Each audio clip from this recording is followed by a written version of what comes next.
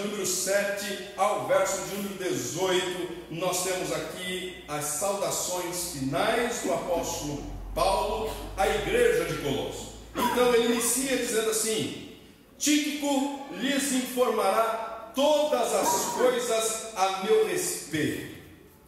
Ele é um irmão amado, ministro fiel e cooperador no serviço do Senhor. Eu o envio a vocês precisamente com o propósito de que saibam de tudo o que se passa conosco, e para que eles fortaleçam o coração. Ele irá com Onésimo, fiel, amado irmão, que é um de vocês. Eles irão contar-lhes tudo o que está acontecendo aqui.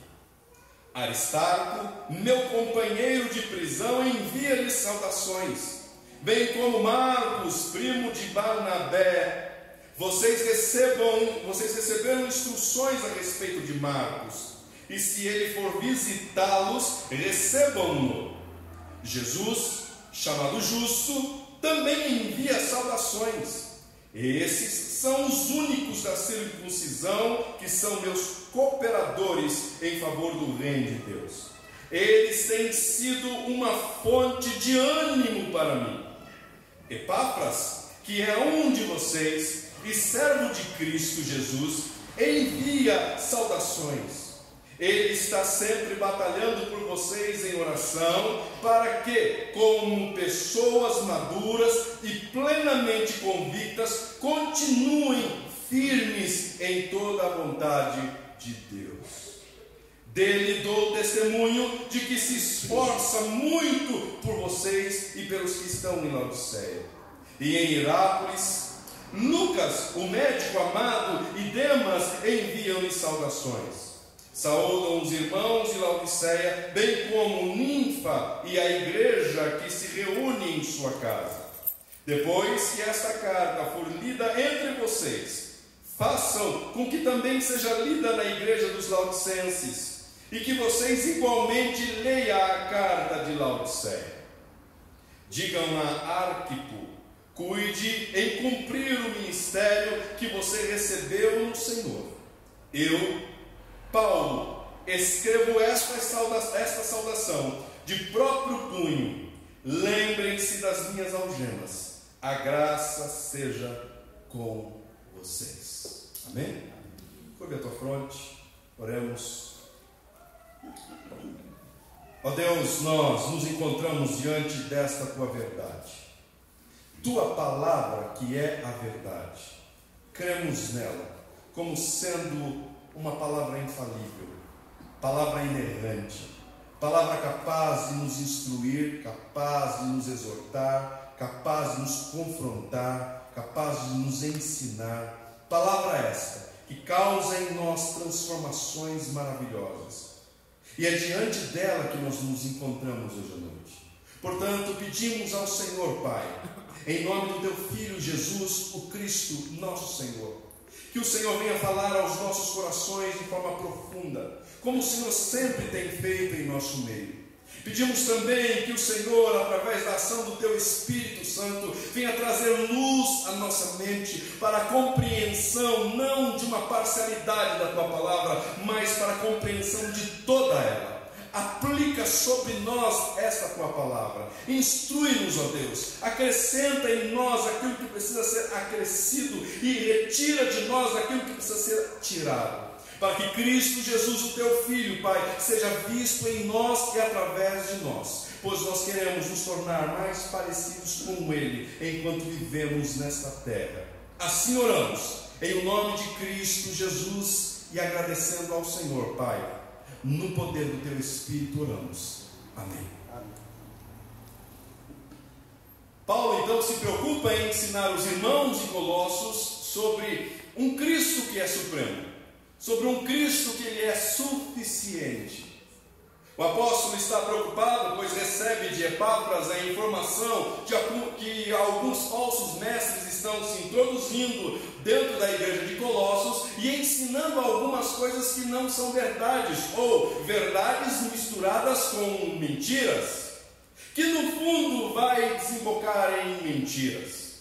Então o apóstolo Paulo, preocupado com isso e com os irmãos que estão lá reunidos nessa cidade chamada Colossos, uma igreja que ele não conhece pessoalmente, mas uma igreja que foi formada por um dos seus discípulos, que é Epáfras, que iniciou ali uma pregação, iniciou uma evangelização. Então uma igreja se formou naquela cidade, e então Epáfras vem comentar com Paulo, dizendo: Paulo, precisamos da tua orientação, precisamos da sua ajuda, precisamos que você nos instrua através da ação do Espírito Santo, mediante a exposição ou através de uma inspiração das Escrituras, para nos orientar como viver uma vida que agrade a Deus de forma integral. Então o apóstolo ele escreve esta carta, primeiro, para combater falsos ensinos à igreja de Colossos, que estão se introduzindo, e também para trazer ânimo aos irmãos, porque alguns deles estão quase desanimando, porque estão pensando: poxa, o nosso líder, aquele que instruiu, aquele que nos ensina, aquele que escreve, aquele que sai como missionário pregando o evangelho nas cidades vizinhas, Paulo está preso. E se Paulo está preso, o que será de nós? Então ele escreve essa carta com essa dupla função: primeiro, instruir os irmãos na verdade a respeito de quem Cristo é, e segundo, trazer ânimo ao coração daqueles que estão desanimados. Então o apóstolo ele escreve, e a sua mensagem do capítulo 1, capítulo 2 é instruir de forma teórica, teológica, quem Cristo é. E então o apóstolo ele combate os ensinos dos falsos mestres, que dizem que Cristo ele não é de fato Deus. Cristo ele é um semideus, Cristo é um quase Deus, ou Cristo no máximo é uma emanação de Deus, ou seja, não é a figura de Deus, mas é alguém enviado por Deus para expressar algumas verdades do reino de Deus. E então o apóstolo ele escreve dizendo aos irmãos: não, isso é mentira. Cristo ele é 100% Deus, ele é o Deus invisível, ele é a plenitude deste Deus. Em Cristo habita corporalmente a plenitude da divindade, ou seja, ele é o próprio Deus. Cristo ele não é um quase Deus, ele não é um meio Deus, ele é 100% Deus. E em cima desta premissa, em cima desta verdade, o apóstolo então ele ensina as verdades do reino, dizendo que Cristo ele é não apenas aquele que observou a criação, mas Cristo é o Criador. Aliás, sem Cristo nada do que existe poderia vir a existir. Ele é a causa de tudo. Ele é aquele que resulta na criação de todas as coisas. Ou seja, tudo aquilo que os seus olhos são capazes de ver, tudo aquilo que os seus ouvidos são capazes de ouvir, a beleza da natureza, o contemplar essa natureza toda, só existe porque teve origem na pessoa de Cristo. Cristo estava junto com o Pai e junto com o Espírito quando tudo foi criado. Quando o Pai disse: haja luz, ali estava Cristo, através de Cristo, e em Cristo tudo foi criado. Quando tudo foi feito, Cristo estava ali. Então ele é antes de tudo, ele é o sustentador de tudo e ele é o mantenedor de tudo. Paulo expressa essa verdade aos irmãos de Colossos. E então os irmãos de Colossos, eles agora têm bagagem para combater as heresias, que estavam dizendo que Cristo não era Deus, que Cristo não é Criador, que Cristo ele não expressa a verdade de quem Deus é. Cristo é um quase Deus, Cristo é uma emanação de Deus. Então o apóstolo ele ensina e dá bagagem aos irmãos para combater esses falsos ensinos.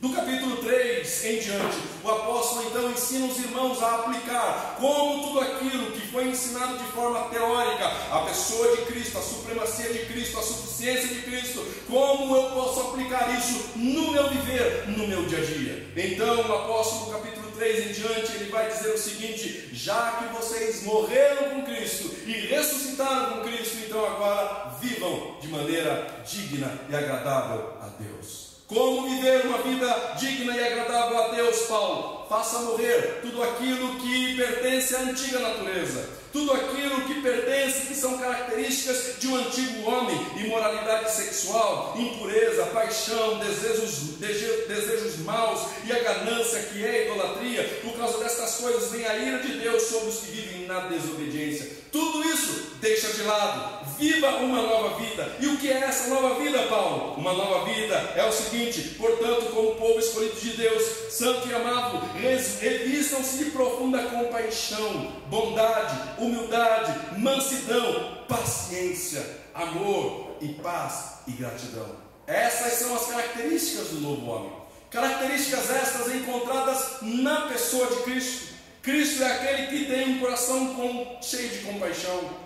Cristo é aquela pessoa que possui uma bondade inegável. Cristo é aquela pessoa humilde. Cristo é aquela pessoa mansa. Cristo é uma pessoa paciente. Cristo é uma pessoa cheia de amor. Cristo é uma pessoa grata a Deus. Cristo. Essas características pertencem a Cristo.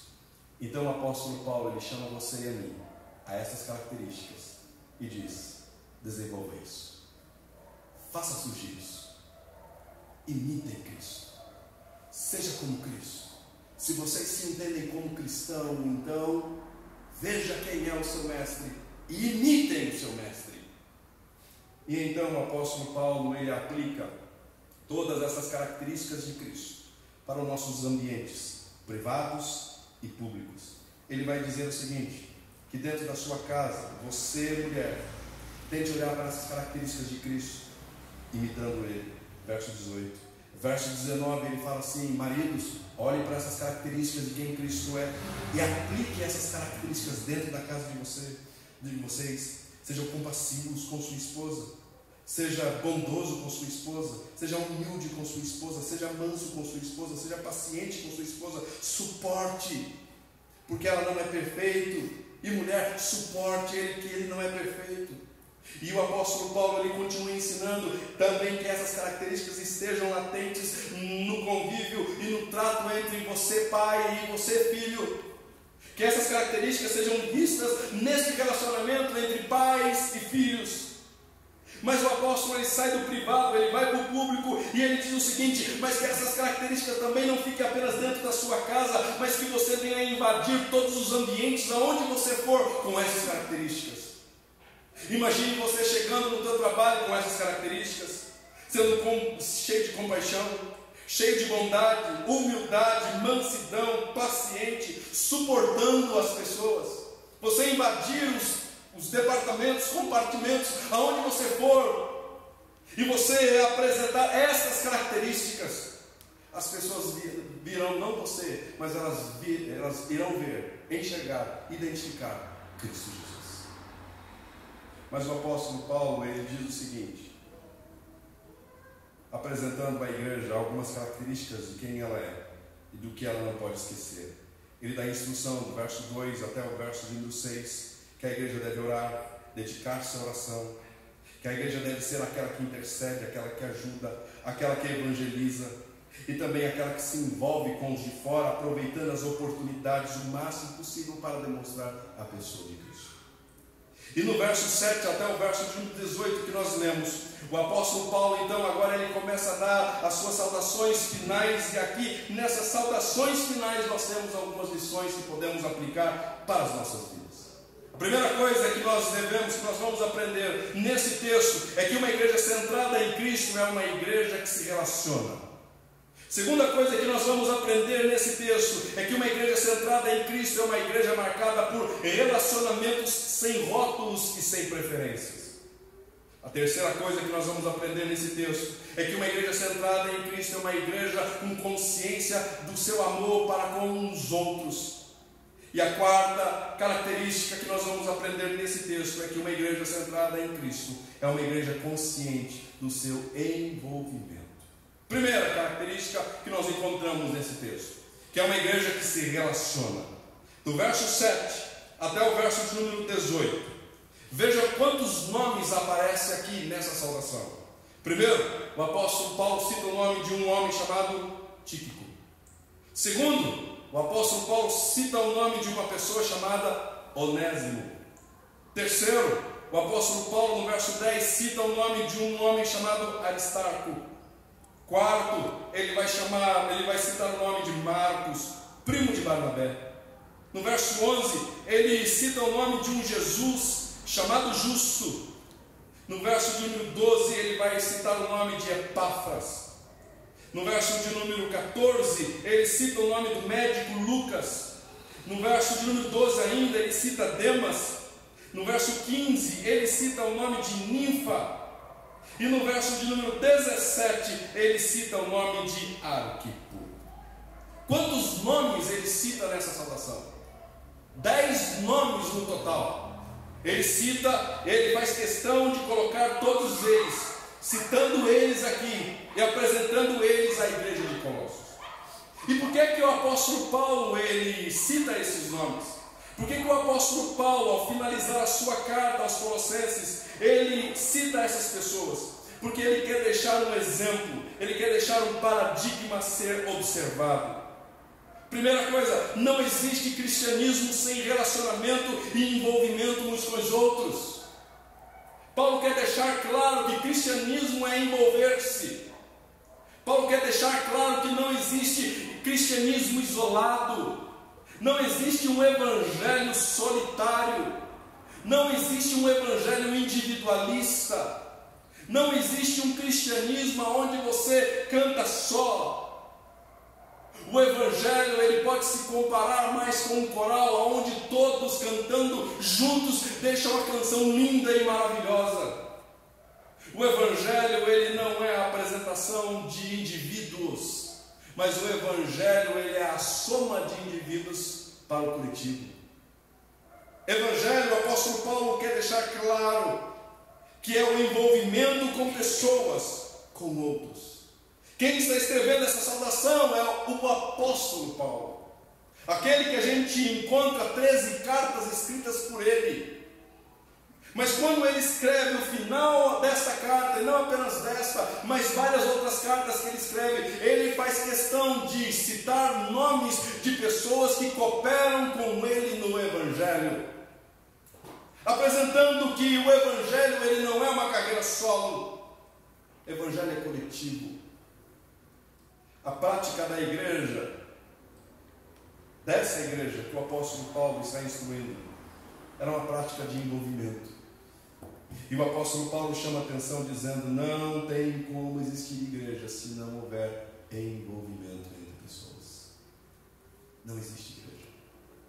Igreja é a reunião de pessoas, é o ajuntar de pessoas.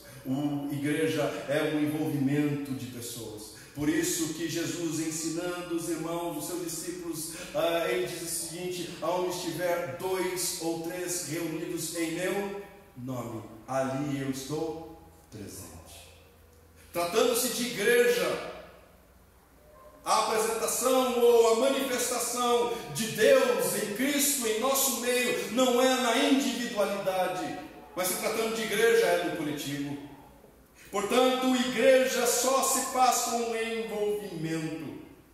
Por isso que o escritor aos Hebreus, ele vai escrever o seguinte: não deixemos de nos reunir como igreja segundo o costume de alguns, mas encorajemo-nos uns aos outros, ainda mais quando vocês veem que se aproxima o dia. Então aquela história de igreja na casa não serve. Eu vou ficar em casa, eu vou cultuar a Deus em casa sozinho, só eu. Isso não serve. Isso não é ser igreja. Igreja é estar junto. Igreja é se envolver. Igreja é se relacionar.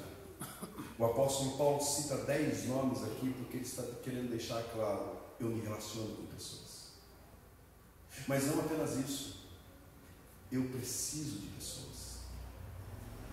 Eu não sou o suficiente. Eu necessito do outro. Eu careço da ajuda de outros. Portanto, estes 10 nomes que eu apresento a vocês estão comigo. São homens, pessoas que marcaram a minha vida e pessoas que com minha vida eu deixei a minha marca neles. Evangelho é isso. Evangelho é você se envolver com pessoas, é você ser marcado pelo conviver com os outros e você marcar outros com o seu conviver também. Isso é evangelho. Por isso que o salmista ele vai escrever no Salmo 122, verso 1, ele diz assim: alegrei-me com os que disseram, vamos à casa do Senhor. Ele é enfático ao dizer: alegrei-me quando eu ouvi pessoas se reunirem nas ruas e dizerem: vamos juntos à casa do Senhor, vamos lá, vamos cultuar, vamos servir, vamos adorar, vamos oferecer a Deus um culto. Juntem-se a mim, vamos cultuar a Deus. E o salmista diz: eu me alegrei quando ouvi isso de pessoas. Vamos à casa do Senhor. A pergunta que fica a você e a mim é: você tem se alegrado quando você ouve convites como esse? Vamos à casa do Senhor? Você tem tido exultação dentro do seu coração quando você ouve um convite desse? Vamos à casa do Senhor, vamos cultuar ao Senhor, vamos celebrar esta vida no Senhor? Ou você tem feito pouco caso com convites assim? O salmista não. O salmista, ele se alegrava.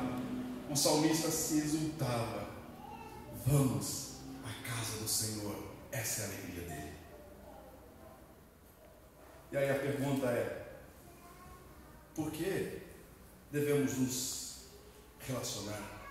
Por que, Paulo, você sendo um homem assim, com um gabarito tal, você sendo uma pessoa tão culta, uma pessoa que é uma pessoa assim incrível, escrevendo 13 cartas inspiradas pelo Espírito Santo, como você se envolve com pessoas, como você ainda depende de pessoas?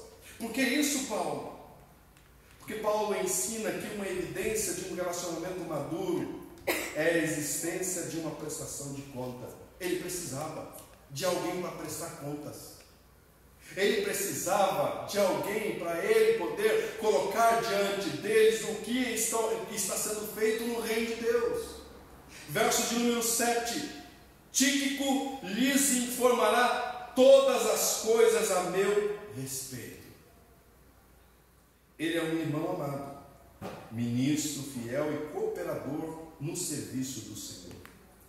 Eu o envio a vocês precisamente com o propósito de que vocês saibam de tudo o que se passa conosco. Ele presta conta. Paulo poderia, de forma alguma, avisar os irmãos ou levar ao conhecimento dos irmãos de Colossos o que estava acontecendo com ele. Ele era, afinal de contas, o apóstolo Paulo. Mas o apóstolo Paulo, ele demonstra uma humildade, ele demonstra um fruto que ele acabou de escrever antes, que é o fruto do Espírito, que vai falar sobre a humildade. Ele diz assim: gente, eu preciso prestar contas. Eu preciso prestar contas à igreja, à minha igreja, aos meus irmãos. Porque eu careço deles, eu preciso deles. Eu preciso que se em algum momento, em alguma etapa eu errei, eu preciso que alguém me instrua, eu preciso que alguém me corrija. Paulo está se colocando aqui como uma pessoa que também é suscetível de falhas. Então ele vai apresentar aos irmãos um relatório de tudo aquilo que ele fez, que ele está fazendo. Por Tíquico vai apresentar a vocês. O propósito de eu enviar a vocês ele é para que vocês saibam de tudo o que passa conosco. De tudo. De tudo.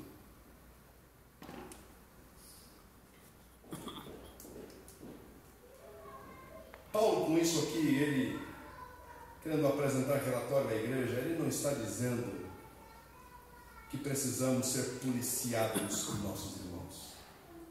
Então quer dizer que o meu irmão vai me policiar? Não, ele não está dizendo isso. Paulo não está dizendo que precisamos ser policiados pelos nossos irmãos. Antes, ele mostra aqui um sentimento de envolvimento. Porque ele presta relatório porque ele se sente pertencente àquela igreja.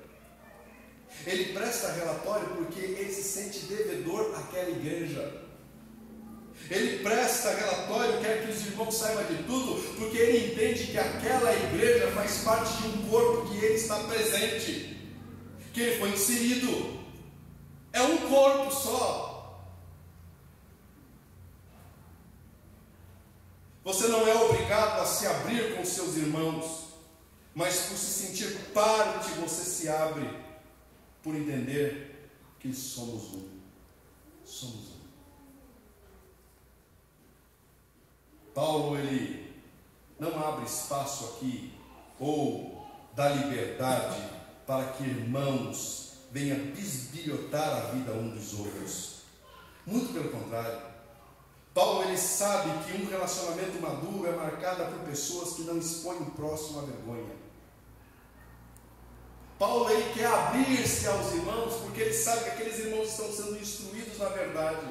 E se aqueles irmãos estão maduros o suficiente, eles vão receber aquilo que o apóstolo Paulo está levando através de Tíquico, mas esses irmãos não vão expor ele à vergonha. Isso é relacionamento. É você se relacionar com pessoas sem medo. É você estar ao lado, caminhando com pessoas que você tem certeza de que essa pessoa irá te ajudar o máximo possível.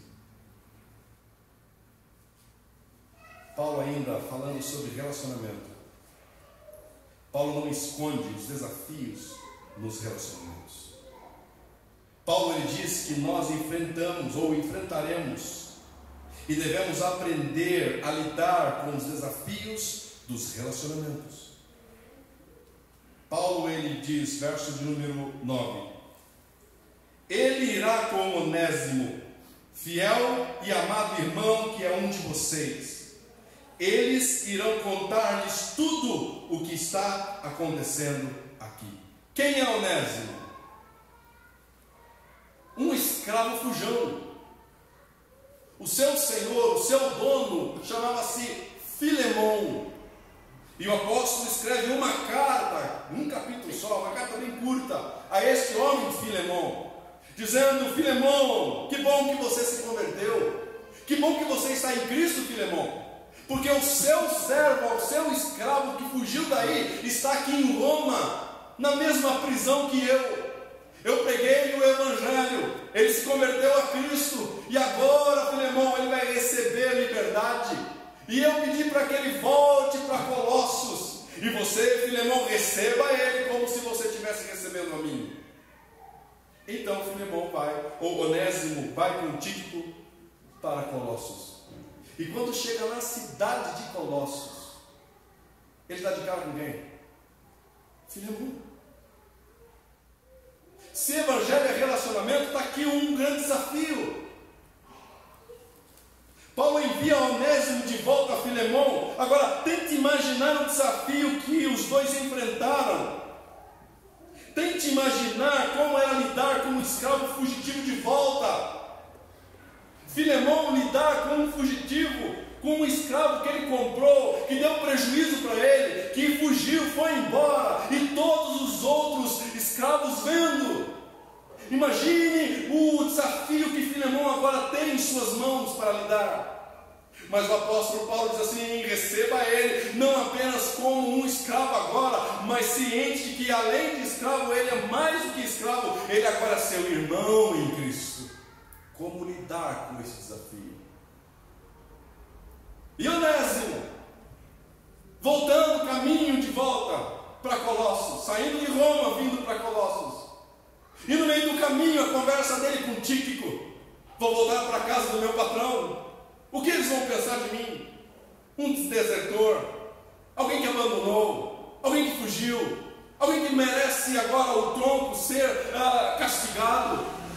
E qual vai ser o meu exemplo para os outros escravos? Eles vão olhar para mim e vão pensar o quê? E como vai ser o meu relacionamento agora com Filemão, sendo ele agora meu irmão em Cristo? Imagine o desafio desses dois, se relacionando dentro da mesma igreja. E se não bastasse isso, se você olhar no verso 17, Paulo cita o nome de uma pessoa chamada Arquipo. Sabe quem é esse Arquipo? Esse Arquipo aqui é filho de Filemão, que agora é pastor da igreja de Colossos. Epáfras saiu, Epáfras treinou a Arquipo e deixou a Arquipo no lugar como pastor da igreja de Colossos. Imagine Imagine o desafio desse pastor da igreja recebendo agora um escravo que fugiu e que se encontrou com Cristo lá em Roma, recebendo agora eles uma carta do próprio apóstolo Paulo dizendo: recebam ele como se fosse eu. E em Colossenses dizendo: ele irá com Onésimo, fiel, amado irmão, que é um de vocês. E aí você diz: poxa, relacionamento na igreja é difícil. E quem disse que é fácil? Sabe por que não é fácil? Porque você está do lado de uma pessoa que é imperfeita. Porque você está olhando para uma pessoa que é imperfeita. Existe em mim, em você, defeitos peculiares. Por isso que o apóstolo Paulo ele vai falar assim o seguinte: uma das características do fruto do Espírito, uma das características de que você de fato está amadurecendo em Cristo, é que você agora tem de suportar uns aos outros e perdoando-se uns aos outros. Isso é relacionamento. Não pense que agora, porque você recebeu Cristo como Senhor no seu coração, agora todas as mazelas do seu coração vai ser extinguidas. E agora você vai projetar no seu irmão a melhor pessoa, a pessoa com a ausência de todos os defeitos. Não pense que agora, porque o seu esposo se converteu, ele vai, agora, poxa vida, o meu esposo se converteu, agora ele não ronca mais. Meu esposo se converteu, não, agora ele vai chegar em casa e ele não vai deixar o sapatão logo na sala. Ele vai pegar o sapatão e vai levar lá na sapateira e vai colocar lá dentro. Não pense que os relacionamentos eles vão ser assim, de uma hora para outra, mudada e de uma forma tão fantasiosa. E você fantasiosamente pensa, imagina: agora Cristo trouxe ele ao conhecimento da verdade, agora eu não vou encontrar nenhum desafio com ele. Paulo está mandando de volta para a igreja de Colossos um problema. E Paulo está dizendo assim: irmãos, vocês precisam aprender a lidar com desafios nos relacionamentos.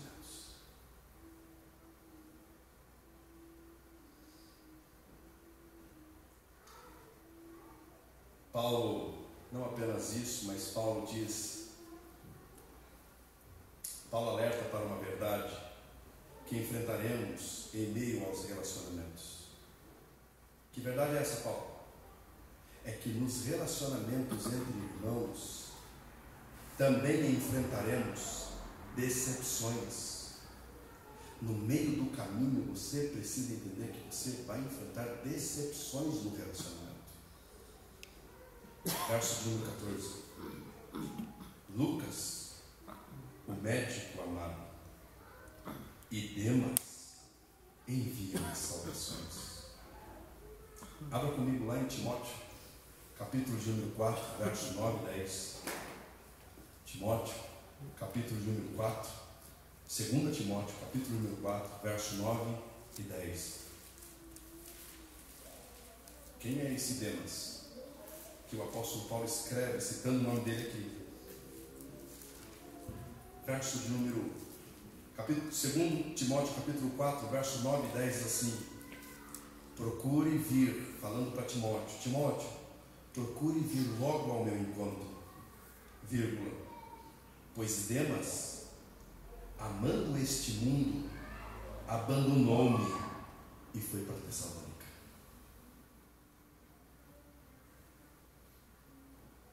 Paulo, você está com uma pessoa aí chamada Demas? Sim. Paulo, é o mesmo Demas que você vai escrever lá para Timóteo, dizendo que esse camarada abandonou você no momento mais trivial, no momento com mais dificuldade, no momento que você mais precisava. Esse é o mesmo Demas que abandonou você? Sim, é o mesmo Demas. Então o apóstolo Paulo está nos ensinando o seguinte: de que você nos relacionamentos nos relacionamentos cristãos ou nos relacionamentos não cristãos, você vai experimentar sim decepções. Pessoas vão decepcionar você, e você vai precisar aprender a lidar com esse desafio. E Paulo escreve o nome, apresenta o nome Demas. Este Demas abandonou ele quando ele mais precisava. Quando o apóstolo Paulo estava, vamos colocar aqui 5 anos depois de ele escrever essa carta, Paulo estava na sua segunda prisão. Paulo agora não está mais numa casa alugada, mas ele está num calabouço. E Paulo sabe que os seus dias estão chegando no final. Paulo sabe que a guilhotina vai descer no seu pescoço e vai decepá-lo. Paulo sabe disso. Será decapitado. Então Paulo, na sua última carta ao seu filho Timóteo, diz assim: Timóteo, sabe aquele Demas que estava aqui comigo? Sempre estava perto. Ele amou mais o mundo. Paulo e Timóteo. Ele amou mais o mundo e voltou para a Tessalônica. O mais eu precisei dele, ele me abandonou. Paulo está nos ensinando. Se prepare para isso. Não pense que agora que você está dentro do ambiente religioso, agora você está isento de receber ou sofrer decepções. Paulo quer ensinar-nos a administrar isso também. Todavia, porém, Paulo não quer que você olhe para esse Demas e diz assim: agora eu vou julgar todo mundo como Demas. Sabe por quê? Porque Paulo também nos ensina sobre as bênçãos de se relacionar com os irmãos. Paulo ensina que a igreja, Paulo ensina à igreja que é nos relacionamentos que nós encontramos ajuda mútua, onde podemos contar com uma intercessão profunda e incessante de um Epáfras. Verso de número 12, Paulo escreve, diz assim: Epáfras, que é um de vocês e servo de Cristo Jesus, envia-lhe saudações. Olha o que ele escreve de Epáfras: ele está sempre batalhando por vocês em oração, para que, como pessoas maduras e plenamente convictas, continuem firmes em toda a vontade de Deus. Paulo está dizendo: irmãos de Colossos, vocês no relacionamento que vocês vão encontrar, vão se deparar com um Demas, mas não julgue todos como um Demas, porque no meio desses relacionamentos vai surgir Epáfras, aqueles que vão se levantar e auxiliar você nas orações, vai lutar com você nas orações, vai interceder por você, vai orar por você e vai torcer por você, vai caminhar com você, vai te ajudar. Pessoas como Epáfras vão se levantar, mas isso no meio de relacionamentos. Mas também vocês vão encontrar um companheiro de todos os momentos, mesmo quando os dissabores e os desafios da vida os encontrar. Vocês vão encontrar alguém como Aristarco, verso de número 10. Aristarco, meu companheiro de prisão, envia-lhes saudações. Quem é esse Aristarco? Este Aristarco é um dos companheiros de Paulo, que caminhou com Paulo muito tempo, foi preso, sofreu naufrágios, estava junto com Paulo na viagem de Paulo para Roma, quando a embarcação sofreu ali, a embarcação ela foi destruída pelos ventos, pelo mar revolto. Esse homem estava junto. No relacionamento você também vai encontrar homens, pessoas como Aristarco. E quando os desafios da vida chegar, quando os momentos da vida chegar, vai estar junto com você, animando você, consolando você, ajudando você. Mas como conseguir esses relacionamentos, Paulo? Na igreja.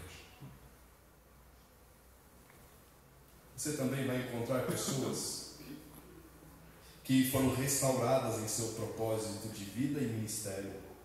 Verso 10, Paulo cita também um homem chamado Marcos, João Marcos. Esse homem, agora homem, que no começo da caminhada causou uma decepção em Paulo, mas depois foi restaurado o seu ministério. E agora eles caminham juntos. E Paulo reconhece que Marcos foi restaurado.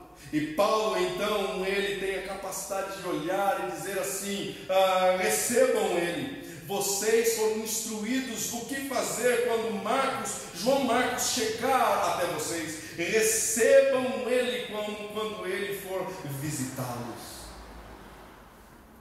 Vocês também vão encontrar alguém chamado Arquipo. Alguém que recebe instrução e ânimo para continuar no ministério. Digam a Arquipo: cuide em cumprir o ministério que você recebeu no Senhor. Então Paulo nos ensina algumas verdades do relacionamento. Paulo nos ensina que nos relacionamentos nós encontraremos desafios. Paulo nos ensina que nos relacionamentos nós enfrentaremos decepções. Mas Paulo também nos ensina que nos relacionamentos nós encontraremos pessoas dispostas a nos animar, nos ajudar e consolar. Paulo, no geral, ensina em que se baseia o relacionamento dentro da igreja. Existe um mandato que nós esquecemos, a maioria da igreja esqueceu desse mandato. Que mandato é esse? É o mandato de ajuda mútua. Você já reparou quantos versículos na Bíblia aparece o uns aos outros? Deixa eu citar alguns deles para você. Romanos capítulo 12, verso 10, diz assim: amai-vos cordialmente uns aos outros, preferindo-vos honra uns aos outros. Romanos capítulo 12, verso 16: tende o mesmo sentimento uns para com os outros. Romanos 14, 13 diz assim: não julguem uns aos outros. Romanos 14, 19: assim, pois, seguimos as coisas da paz e também as coisas da edificação de uns para com os outros.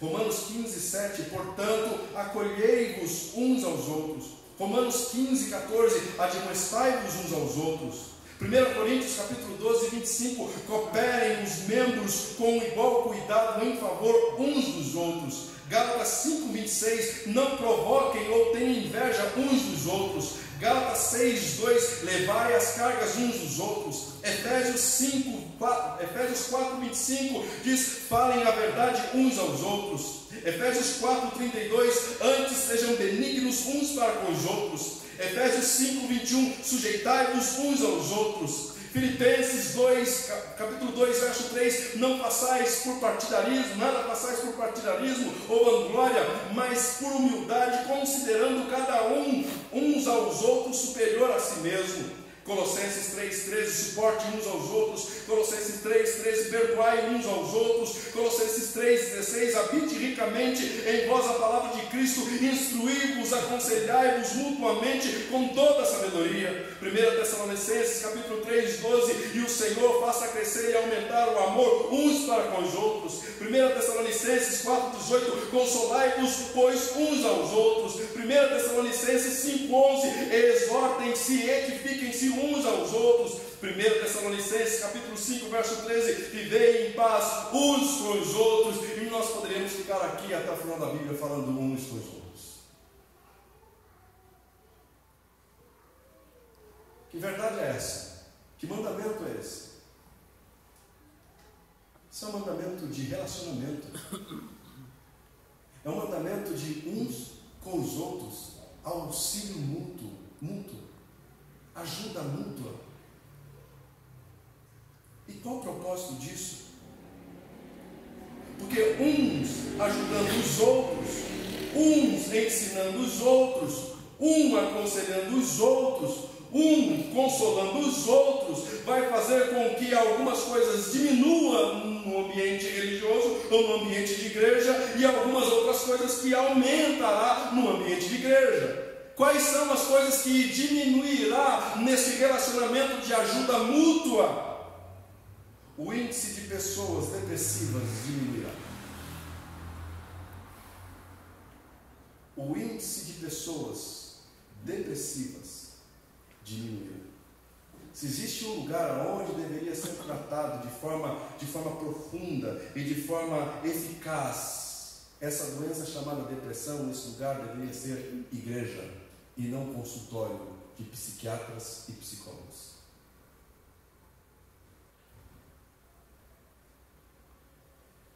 É nessa ajuda mútua, é nesse consolo mútuo, é nesse ensino mútuo, é nessa exortação mútua. O índice de suicídio entre os cristãos diminuirá. Essa semana nós recebemos mais uma informação de um pastor que se suicidou. Não julgando e não sabemos o que aconteceu, o que estava acontecendo por lá. Mas certamente esse índice que está aumentando dentro das igrejas cristãs de suicídio, sabe talvez o que é o fator que está culminando nisso? É o esquecimento destes uns aos outros. Esse relacionamento, essa relação de uns aos outros. Uma outra coisa que diminuirá é o medo de relacionar-se. Porque você está olhando para uma pessoa que está querendo o seu bem, uma pessoa que quer auxiliar você, uma pessoa que quer ajudar você, uma pessoa que quer cooperar com você. E então você se relaciona com ela. Então você senta, você conversa, você busca conselhos. O que aumenta com a prática desse mandato? Primeiro, a comunhão entre os irmãos.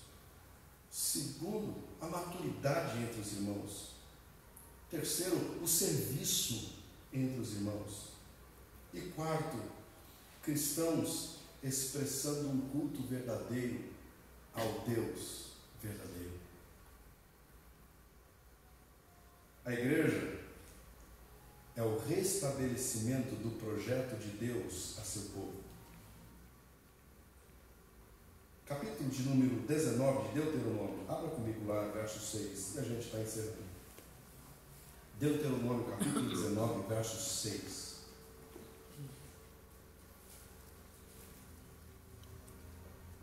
Logo no início, quando o povo de Israel sai do Egito e está chegando no Sinai, e Deus quer conversar com eles, Deus quer conversar com o povo, Deus quer conversar com Moisés e com o povo, e Deus quer colocar ali qual é a sua vontade. Ele apresenta qual é a sua vontade para Israel e também consecutivamente para nós, igreja. Verso de número 6, capítulo 19 de Deuteronômio, diz assim. Êxodo 19. Êxodo, capítulo 19, verso de número 6. Êxodo, capítulo de número 19, verso de número 5 e 6. Êxodo 19, 5 e 6. Diz assim: agora, se me obedecerem fielmente e guardarem a minha aliança, vocês serão meu tesouro pessoal dentre todas as nações. Embora toda a terra seja minha, vocês serão para mim um reino de sacerdotes e uma nação santa. Essas são as palavras que você dirá aos israelitas. É Deus que está falando. Agora é interessante que Deus fala assim: Moisés, volta para o povo e fala para eles assim: eles são minha propriedade. Aliás, tudo que você vê, Moisés, e tudo que o povo vê, todas as nações, são minhas. Mas vocês eu escolhi para ser meus. Só que o que eu quero fazer com vocês é algo extraordinário. É algo fantástico. Porque todas as nações possuem suas religiões. E dentro dessas nações dentro dessas religiões, dessas nações, existem os seus sacerdotes. E pessoas gabaritadas, pessoas escolhidas, elas agora podem oferecer sacrifício e culto a esses deuses. Agora, com Israel, eu quero fazer diferente. Eu não quero uma nação como sacerdote. Eu quero uma nação de sacerdote. Mudou alguma coisa?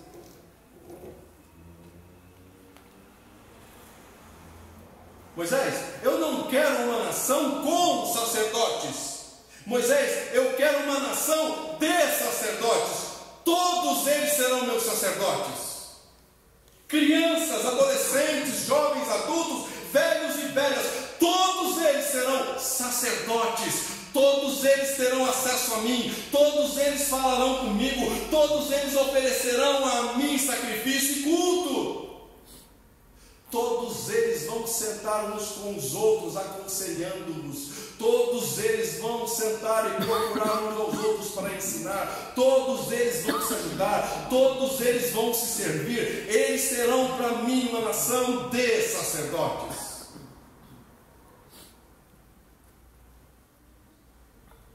Carta de Pedro, 1 Pedro, o apóstolo Pedro vai falar assim: vocês para mim são nação santa, povo escolhido, sacerdócio real. Sabe qual é a visão de Deus para a igreja? É que você não fique dependente de um pastor. É que você seja sacerdote. É que você tenha capacidade de sentar junto com o seu irmão e poder aconselhá-lo biblicamente.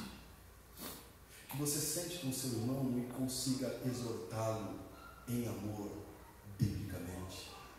Que você sente com o seu irmão e você possa confessar os seus pecados e esse seu irmão orar com você e por você biblicamente, orientando você biblicamente.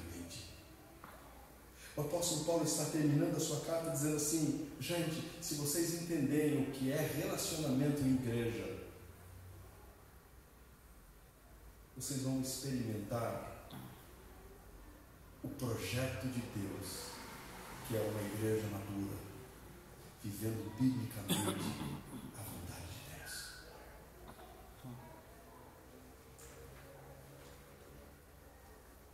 Paulo também ensina que uma igreja centrada em Cristo é uma igreja marcada por relacionamentos sem rótulos ou preferência. Paulo mostra que uma igreja cristocêntrica, os relacionamentos não são desenvolvidos em detrimento dos status. Não há segregação, antes há inclusão.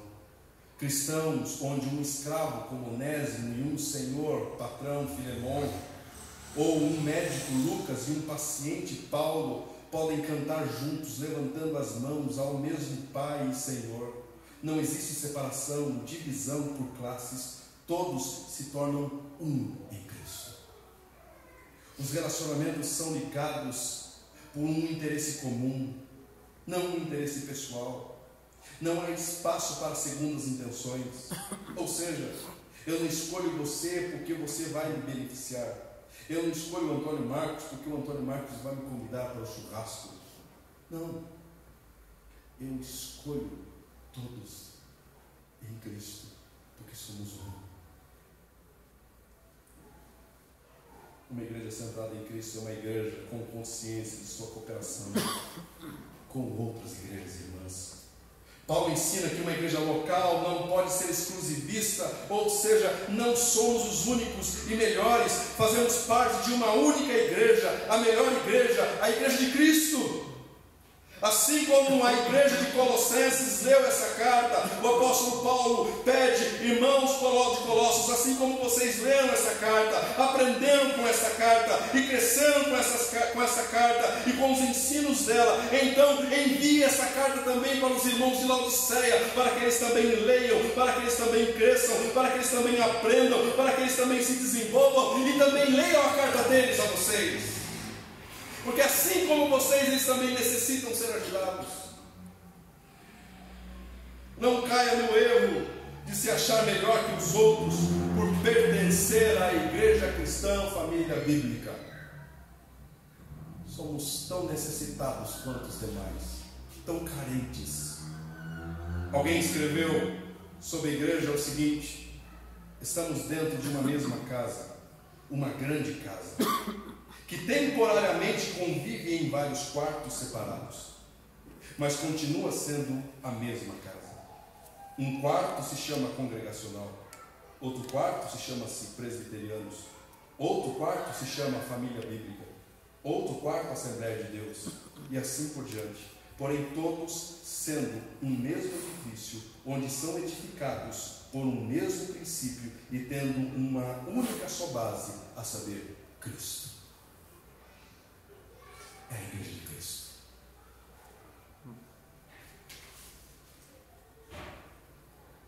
Uma igreja centrada em Cristo é uma igreja consciente do alto custo investido nela.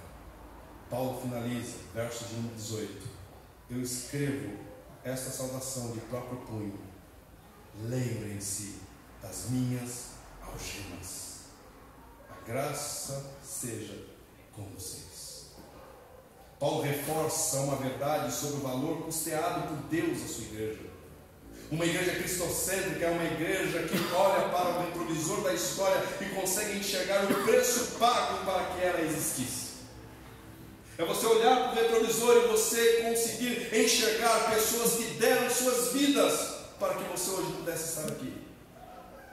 É você enxergar um investimento feito pelo próprio Deus à sua igreja, enviando o seu Filho, Cristo, para morrer na cruz do Calvário. Uma igreja cristocêntrica é uma igreja motivada a levar essa missão às últimas consequências também.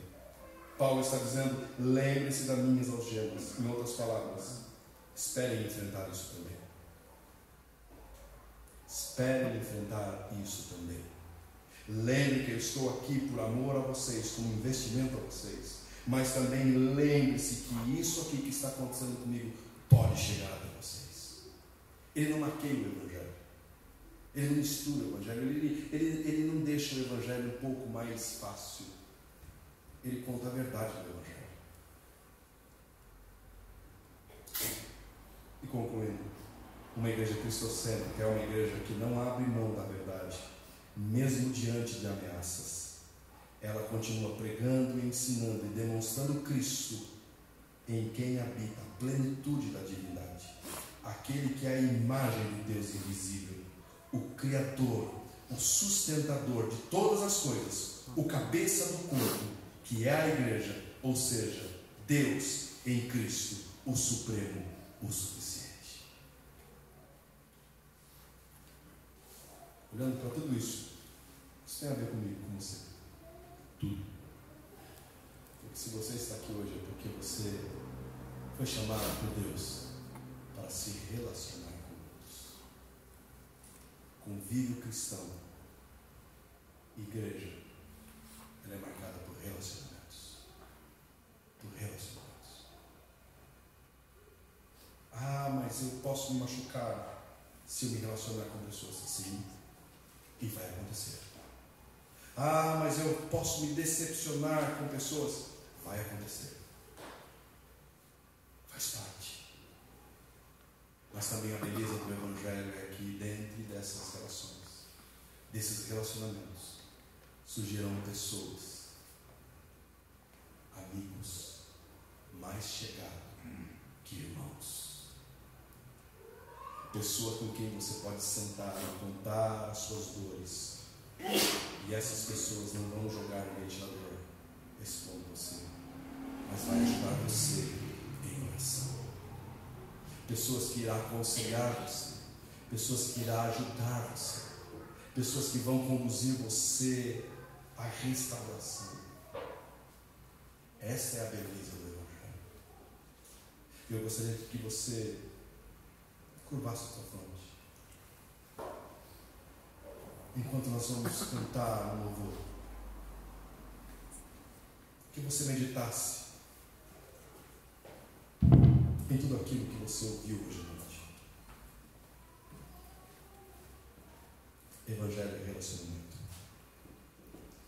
Relacionamento com Deus e relacionamento uns com os outros. Relacionamento com Deus, conhecendo Deus, aprendendo de Deus, para que eu possa servir da melhor forma como eu possa.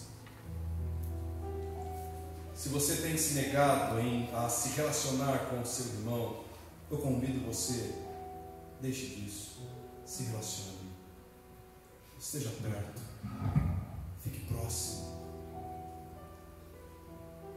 Pois é aqui, nesse meio, é nesse relacionamento que as suas feridas serão tratadas, que que o bálsamo de Deus irá ser colocado sobre o seu coração, sua vida, sua alma. É aqui que a sua vida será restaurada, é no convívio entre pessoas imperfeitas, que a graça de Deus será derramada, e de forma linda. É no meio do relacionamento entre irmãos que ministérios também são restaurados.